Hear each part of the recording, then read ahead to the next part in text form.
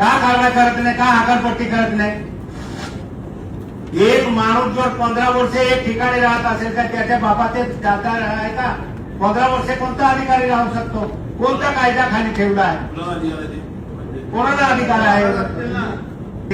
त्याला सुद्धा चार्ज घेऊ देत नाही आणि सांगता कोर्टाने केला. कोर्ट किती वर्षे एका माणसाला इंजेक्शन देतो मला सांगा ना. त्याच्या पर्टिक्युलर कोर्टाने देखील आदेश मध्ये नमूद केले. किती वर्षे ठेवायचे त्याला सांगा ना. कोण आहे तो? आहे तिथे कोर्टात गेले, कोर्टाने स्टे दिला, परंतु त्यांना त्या ठिकाणी ठेवा असं